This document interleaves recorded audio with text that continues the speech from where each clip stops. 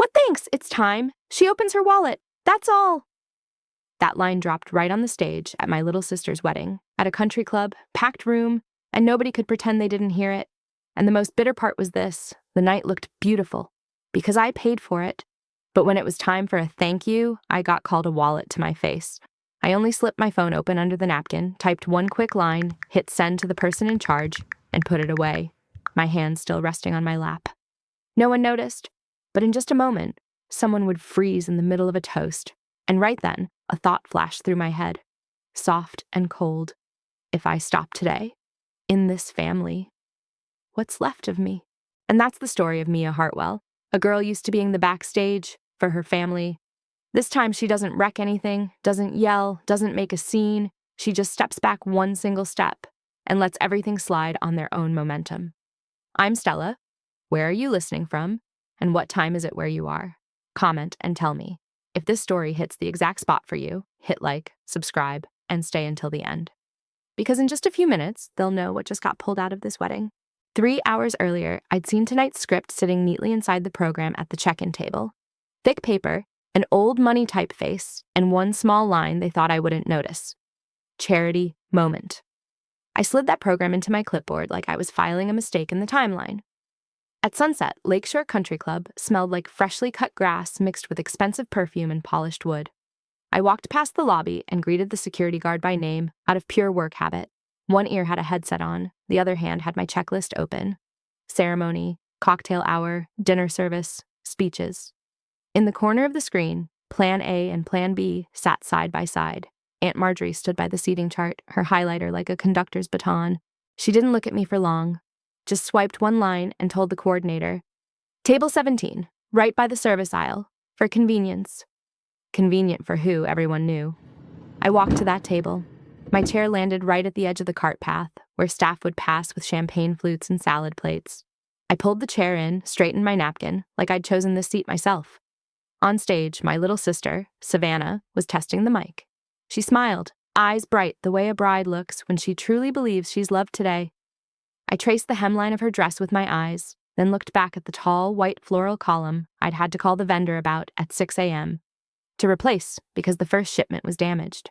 A leftover scrap of ribbon sat in my blazer pocket, the kind I always keep after I trim everything clean. I pinched it lightly between my fingers just to make sure I could still feel anything. An older guest, silver hair, a navy suit in that proper Connecticut way, stopped the coordinator and asked politely, "Who's the main contact tonight?" By reflex, she scanned the room like she was looking for someone worthy to be the name on it. Then her eyes slid over me at the edge table and paused for a beat so small outsiders wouldn't catch it, but anyone in the business would. I didn't smile. I just gave a tiny nod, like a confirmation. Yes, it's me. If it were you, would you stand up and fix it right away, or stay quiet and let them expose themselves? Comment 1 or 2. When the "what thanks" hit, I didn't stand. I didn't turn to look for anyone. I just slipped my hand under the napkin, opened the exact thread with the club's operations lead, the person who always asked me which plan whenever something changed last minute. I typed one short line, hit send, then set the phone down, both hands back on my lap. No one noticed because the whole room was busy laughing in the name of good manners. The intro music for the ceremony suddenly missed a beat, like someone's fingers slipped on the keys. I watched the coordinator move fast up to the stage and lean in to the MC. The MC was lifting a glass mid-toast, and froze for exactly 1 beat. The MC froze for 1 beat, then forced a smile and steered the toast toward a safe direction, like someone swerving around a slick patch in the road. The crystal glasses on the tables trembled, just enough to show the whole room had shifted rhythm. "What do you think they just heard up there on the stage?" Comment 1 word. "Guess, and I'll keep going." A server brushed past the back of my chair, a tray of white wine tipping slightly before he caught it. He bowed his head in apology. I slid half an inch over out of habit, because I'm always the one sitting by the aisle. Across the room, Aunt Marjorie had stopped smiling. The highlighter in her hand was clenched like a remote control. This convenient seat wasn't new tonight. Thanksgiving at Mom's house. Everyone else sat talking while I stood up to wash dishes before anyone even thought to ask. Savannah's school recital, Mom told me to arrive early to save seats. And then when everyone showed up, my chair automatically ended up a row behind. One winter morning in middle school, I was fumbling with my shoelaces when Mom's hand came down on my shoulder, her voice soft like a house rule. "You're the older one. If you're the easy one, the house stays peaceful." Savannah stood in front of the mirror practicing her smile. The daughter Mom called her pride. From that day on, my place was always in the back, like a habit. My phone buzzed faintly under the edge of the napkin. Just one confirmation line from operations. Received. That was enough. Everything would run on the track that had already been laid. The chair slid back without a sound. I stood like someone checking the timeline and looped into the hallway by the pantry, where the lighting softened and laughter got wrapped by the walls. 2 staff members whispered about the music set, not matching rehearsal. No need to ask. One look, and you could tell a link in the chain had been swapped. The program was still in my hand. My thumb landed right on the words, "Charity Moment." To guests, it was a pretty minute. A mic, a few thank yous, applause. To my mother, Cynthia, it was the anchor of her status. At Lakeshore, people remember who steps up more than who stands beside. A normal wedding wasn't enough. She needed a moment where the room looked up and nodded. I came back into the ballroom right as the band shifted into a lighter, thinner rhythm. Savannah still smiled at guests, but her eyes flicked toward Mom once, fast as a flash. Mom kept scanning the room, like someone checking a photo for flaws. Aunt Marjorie stepped in, her voice low and sharp. "Don't do anything stupid, Mia. You belong backstage. Don't let her speak." The sentence landed like putting an object back where it belongs. No answer. I just smoothed the fold of fabric at my wrist, like fixing a small misalignment. Then I looked up at the stage, not to beg anyone to understand, but to make sure I was standing in the right place when Charity Moment arrived. And right then, one thought clicked. Clean as a lock. Am I helping because I love her? Or because I'm afraid of being called selfish? The band kept playing, but the class of the sound had thinned, like paint lightly scraped. The melody was still correct. It just didn't have the same rich punch as rehearsal. The sound lead glanced toward the booth, pressed something, and swallowed. One small change. Pure Plan B. No noise, no spectacle, but enough that anyone who'd read the brochure would feel, something's different. The white floral cluster at the entrance still looked pretty. Just one tier less. Fewer long orchid strands draping down. Still elegant enough for photos, but not the wow that makes people stop. Savannah walked past, her dress brushing the floor, still smiling. For a split second, she glanced up at the flowers, blinked once, then turned back to her guests, like she was reminding herself this was supposed to be a happy day. The photo booth in the corner was still lit, but the screen no longer had the custom frame with the couple's names. Just the default template. A young woman tried it, frowned like something was missing, then gave her friend a strained smile. That's how things don't collapse. Nobody screams, little pieces just drop away, and people start looking around to see what drops next. Mom stood in the middle of the room, her smile pinned on like a brooch, pretty and stiff, but her eyes kept darting. Band, flowers, photo booth. Then back to me like I was a broken switch. Aunt Marjorie did a full sweep like an inspector, straightening chair bows, tugging tablecloths, leaning in to whisper to staff, then cutting her eyes at me like she wanted to seal the lid on all of it.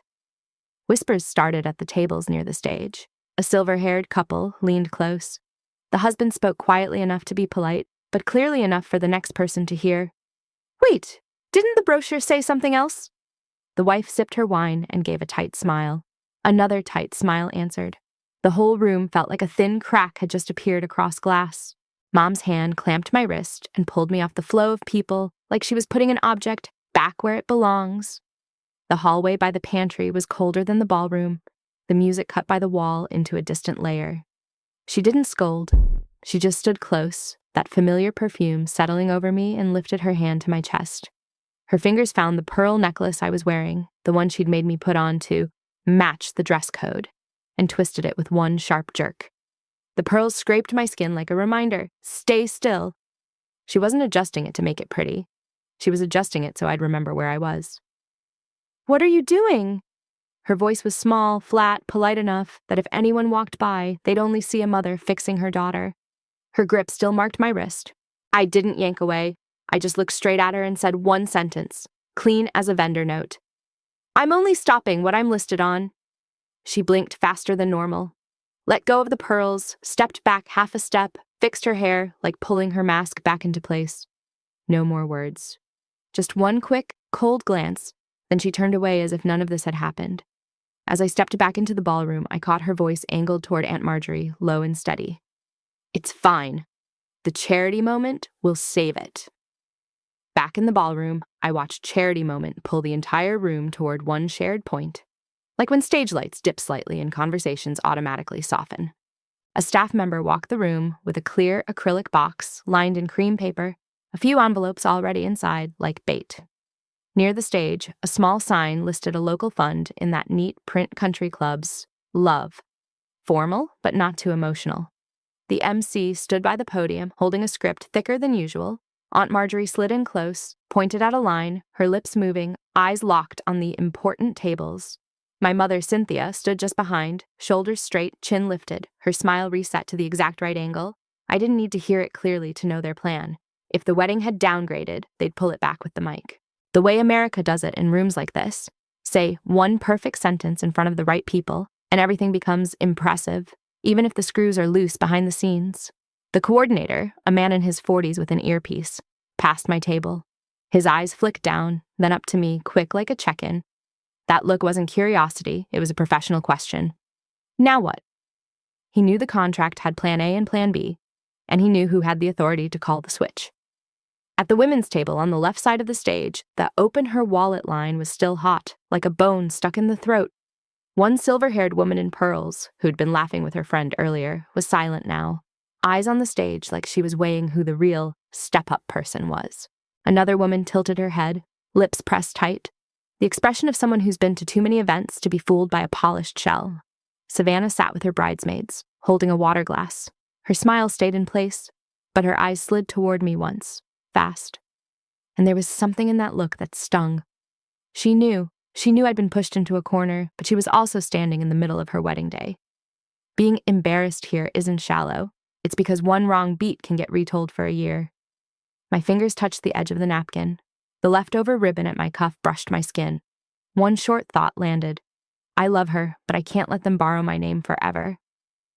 On stage, the MC adjusted the mic. Aunt Marjorie pressed her hand on the script like a stamp. Mom turned her face to the room, her smile ready to accept applause. The coordinator leaned in beside me, urgent. Ms. Hartwell, who are you confirming to be read? I didn't answer. I picked up the fountain pen, flipped the expensive program over, and drew one hard black line straight through Charity Moment. I shoved the paper toward him, my voice cool but loud enough for the next table to catch. Read only the names on the list that signed the check. No extras. No borrowing. He looked at the ink that hadn't even dried yet, froze for a beat, then nodded and walked straight to the tech platform. The stage lights dipped. The murmuring died off. The MC took a breath, looked at the list that had just been slashed at the last second, then looked up, rattled. Before we announce tonight's pledge, I need to confirm the identity of the person making it, because the information on this script has just changed. Some families live on appearances. They can scramble around a lack of money, but a lack of credit in front of witnesses makes them panic. The coordinator stepped down and stood in front of my mother in the middle of the room's stare. Mrs. Hartwell, on the confirmed payment list tonight? Your name isn't here. Whose name are you trying to announce? My mother locked up. Her smile stayed pinned, but her eyes lost the rhythm. Savannah squeezed her water glass until her fingers went white, then turned away like she was afraid her face would show. And I stayed seated at the edge, silent, not raising a hand. The entire room went still in one clear way. They were waiting for a name. And for the first time tonight, I wasn't a name they could borrow to make the story look good. The MC took a tiny breath, the kind a man takes when he's used to improvising in front of a board of directors. We'd like to thank the Hartwell family. His voice was still smooth, still warm, but the name that should have landed like a golden period never landed. Nothing. Just the vague, glossy word, family. My mother snapped her gaze down toward the edge table. That look wasn't the look of a guest anymore. It was the look of someone who'd just lost control in public. Aunt Marjorie stood by the stage, gripping the script until the paper's edge wrinkled. She shot a look at the coordinator, then at me, like staring hard enough could force time to reverse. No one looked at me with pity. They looked the way people look when they're calculating. Older members at a country club are good at that. They hear a gap, and they fill it in themselves. I didn't step up. I didn't need to. Instead, I stood like it was nothing, smoothed my dress, and walked toward the gift table by the entrance. The background music kept going, but I could hear my shoes on the polished wood. That gift table sat where everyone had to pass to sign the book, a pressure point in the room. On the table was a linen guest book, a fountain pen in its holder, and a box of ivory envelopes. I pulled out one empty envelope, no card, no check, no signature, just paper. I wrote one short line in the same steady hand I use for vendor notes. Erasing a name is easy. Erasing the one who paid isn't. I set it beside the guest book, right where people's hands would land first, then stepped away like I'd done nothing. A small act that didn't need a stage. A few minutes later, the room moved the way it always does here, along its grooves. A middle-aged woman came to the gift table to sign. Her hand hit the empty envelope. She frowned and picked it up. Her eyes scanned, then stopped on the line. She didn't speak up. She just made a small but it was enough for the person behind her to tilt their head. What is it? One look, then another. Stories in a club don't need microphones. They only need the right place to land. I went back to the edge table. Savannah had seen me leave my seat. She grabbed my hand as soon as I sat down, her fingers trembling slightly, like she was afraid of touching something she wasn't allowed to. Sis, she swallowed. What are they doing to you? That question didn't soften me right away. It made me pause, because for the first time all night, she named what was happening without wrapping it in let it go or don't make it big. I only had time to place my hand over the back of hers. One quick touch, just enough to let her know I heard her. But my mother had already moved. She came down fast, straight like a needle. When she reached our table, her familiar perfume settled over me, sweet to the point of sharp. She leaned close to my ear, smiling like she was congratulating her daughter, but her voice was cold. When we get home, you'll regret this. Then she straightened up and kept walking, leaving behind a space heavier than the name she'd just failed to slip onto the mic. Mom cut through the crowd like she'd been in rooms like this her whole life, direct, never needing to ask for space. I turned to Savannah. The bouquet in her hands was clenched so tight the stems made a faint sound, a few white petals crushed and smeared into the creases of her fingers like chalk dust. She didn't look up at the stage anymore. She just stared at her own hands and squeezed a little harder, like if she let go, everything would shatter right there. I stood and brushed my fingers lightly against her wrist, just enough for her to know I was here. Come with me for a minute, I murmured. We slipped through the side door into the narrow hallway by the coat check. The warm golden light was gone, only harsh white, the bite of air freshener, and the far-off clink of glasses like it was coming from another world. She leaned back against the wall, breathing fast. I pulled a neatly folded sheet from my clutch. A short checklist, small print, clean lines, not to attack anyone, just to put names back where they belonged. The page was split into 3 columns. Listed contact, paid, plan B running. Under each were a few lines. The band, premium set, reduced to an acoustic duo. Flowers, 1 tier down. Photo booth, basic package. And a small line for charity. Read only by confirmation. Savannah skimmed it, then looked up. Sis, you did all of this? Her voice cracked, not dramatic. Just real shock. I didn't explain. I said one sentence, slow and clear. You don't owe me. You just need to know who's controlling you. She opened her mouth to speak again, but the sharp click of heels hit the hall. Mom appeared like a familiar shadow, her practiced smile still in place, but her eyes cold. She yanked the checklist straight out of Savannah's hand so fast the paper snapped. That's enough, Mia. She flipped the page like she was turning evidence. You're always calculating. The word calculating fell like a label. A quick sticker, easy to slap on me, easy to retell. Savannah froze, and right then, an older woman walked past in the hallway, one of the guests from the tables near the stage. I remembered her because her pearl necklace was simple, almost understated. She caught the word calculating, slowed for half a beat, looked my mother up and down, then flicked her eyes to me and the paper in Mom's hand. Her look wasn't asking, is Mia bad? It asked the other question, so who's using who? She didn't say it. She just lifted one corner of her mouth like she'd seen this game before. Mom caught that look, and for the first time all night, her blinking sped up. I took the checklist back with one simple motion, no tug of war. Call me whatever you want. I slid it into my clutch. But from now on, if anyone wants the premium upgrades back, Whoever wants them calls the vendors, confirms it, and pays for it. You're trying to embarrass your sister? Mom lowered her voice close to my face. No. I looked at Savannah first. You still have your wedding. It just won't run on my name anymore. Savannah swallowed hard. She turned her head toward the ballroom, where laughter was trying to recover, where camera flashes kept firing like nothing was off. She nodded, very small, not strong, but honest. Mom spun away like she'd lost another piece of control, and I knew she wouldn't let it go. People like my mother don't lose with silence. They lose by rewriting the story, and that's exactly what happened. When we walked back into the ballroom, Aunt Marjorie was already near the bar, leaning in to talk to two relatives, her hand making small gestures like she was telling something sad. I couldn't catch it all, only a few words that drifted into my ear. Mia, jealous, ruining the wedding. The fight had slipped off the microphone. It moved into the after party, where gossip runs faster than music.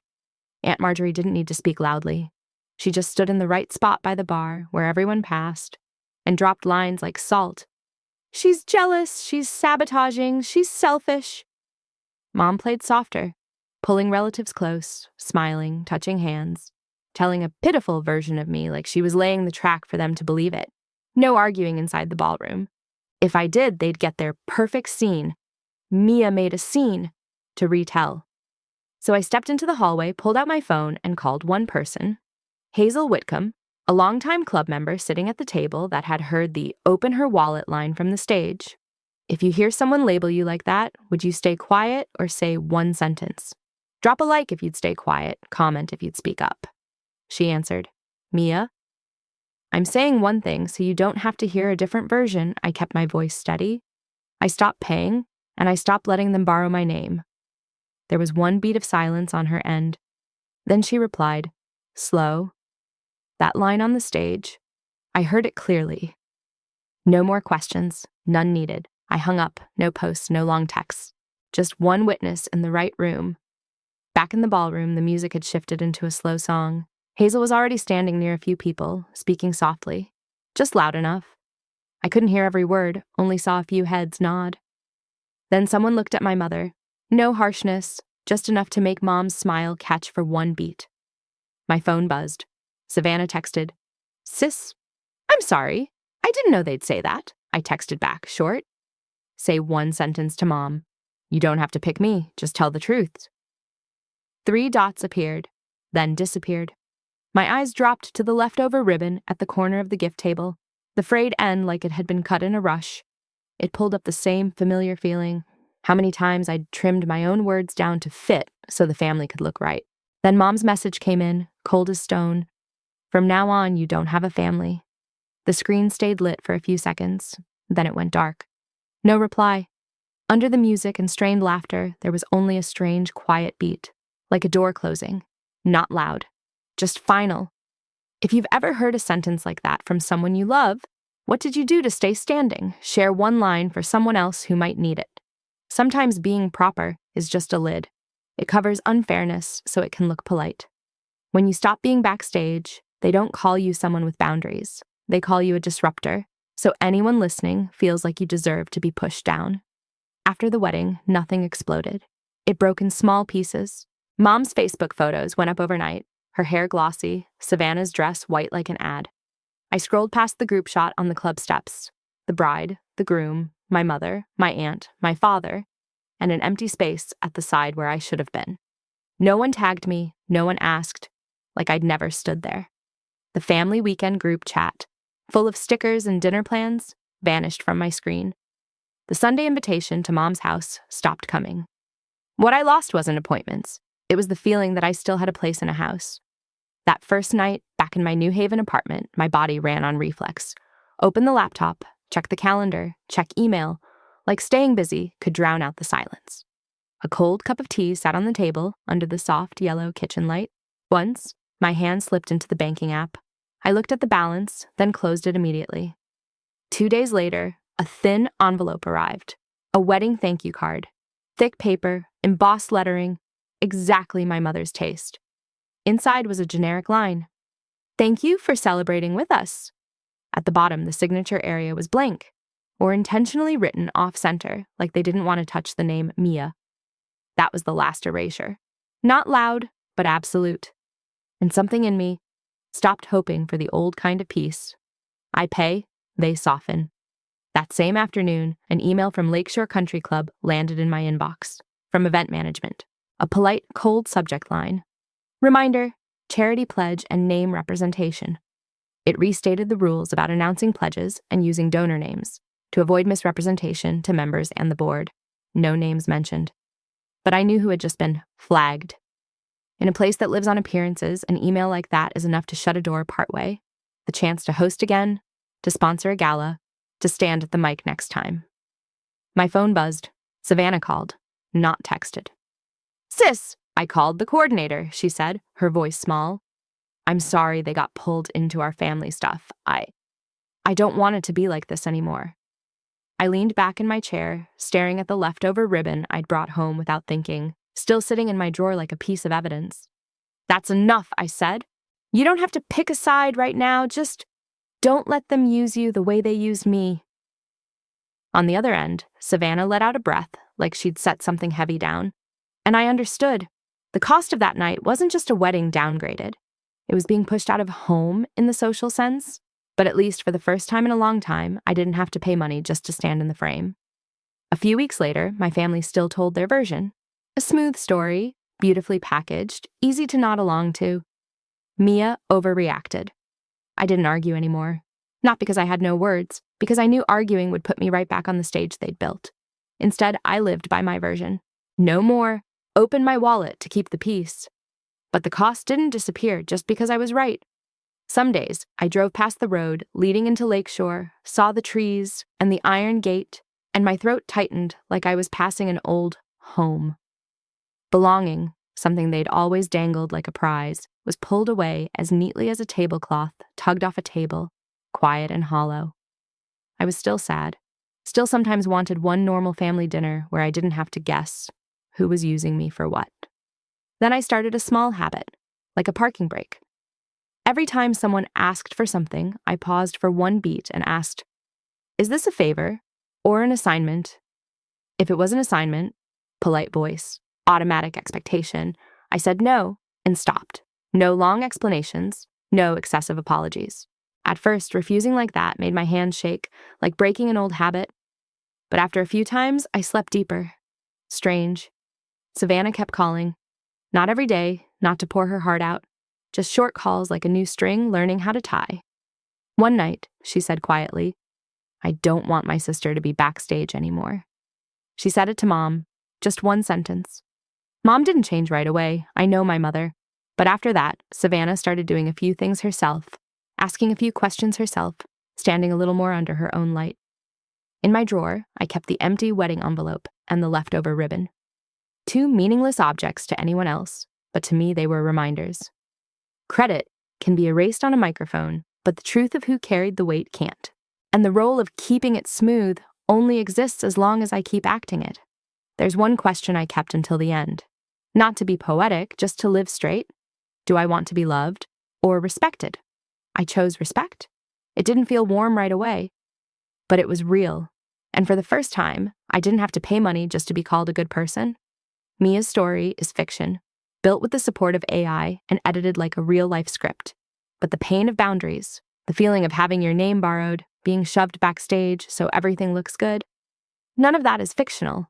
It's something a lot of people have tasted, they just rarely call it by its name. If you've ever been the one who kept it smooth until you forgot what you needed, I hope this gave you a small stop button. Not to stop loving, but to stop paying the price just to be kind. I'm Stella. Where are you listening from? And what time is it where you are? Comment and tell me. I read every line because it reminds me nobody has to stand alone in stories like this. If you want to stay with the channel, just hit like and subscribe. Thank you for sitting with me to the very last minute. And for choosing to listen to a story that tells the truth about boundaries instead of pretending everything is fine.